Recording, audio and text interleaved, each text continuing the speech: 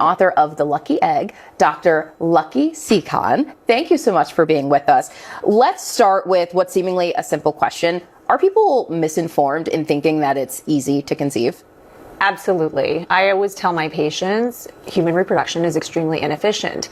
And that sounds like a negative statement, but I actually think it's something that should bring a lot of people comfort, because all too often people will be trying for 3-4 months and thinking their bodies are broken or there's something that they're not doing right, when in reality, on average, it takes about 12 months of consecutive efforts month after month for about 85% of couples to conceive. Wow. Yes. Wait, say that fact just one more time again, because I don't think most people realize that. Yes. It can take up to a year to get pregnant for many people.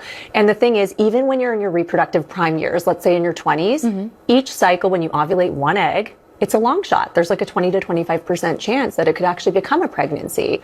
And that obviously gets a little bit harder as we get older because egg quality changes as we age. Yeah. So we just have to be a bit realistic. But the key is you don't want to keep doing something over and over without having a game plan. So there are certain time points where it's recommended to see a fertility doctor, like, you know, at the year mark, if you're under 35, if you're 35 and older, don't wait longer than 6 months, because that's when we think it's time to get testing and potentially treatment. Okay, so a lot of what you said just now, talking about eggs over the age of 35, it makes people think of women. Yes. And a lot of times, it may not be the woman, but men also can face trouble when trying to conceive. Right. This shouldn't be a shocking fact because it takes a sperm and an egg, right? But it's really 50-50. 50% of the couples that I see and treat who have infertility have a male factor. 50%. Yes. Which, like you said, it's half the party it takes. Exactly. 50%. Right. Men are always making new sperm. Every 74 days, there's a new sperm cell regenerated, and they have millions of sperm, and they do this for the rest of their lives, right? And they're not the ones carrying the pregnancy. Yeah. So there tends to be this bias that it's more of a female issue,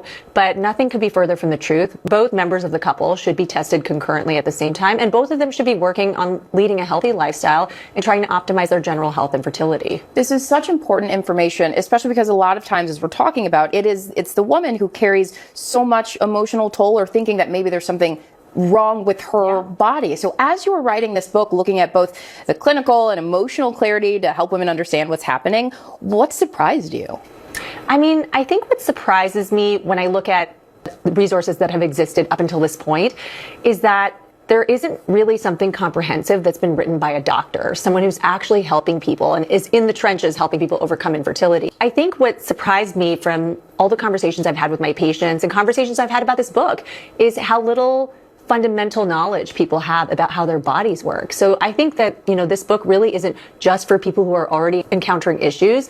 I think it's really to fill the knowledge gap so that people understand the basics, like, well, what does it actually mean to ovulate? And why does it matter to know when to anticipate that? How inefficient is human reproduction? Yeah. And where are the areas where things can go wrong? And really understanding the different testing and treatment options, because I think all of that can feel so overwhelming and scary, but it doesn't have to feel that way. So what's the biggest takeaway for readers from The Lucky Egg?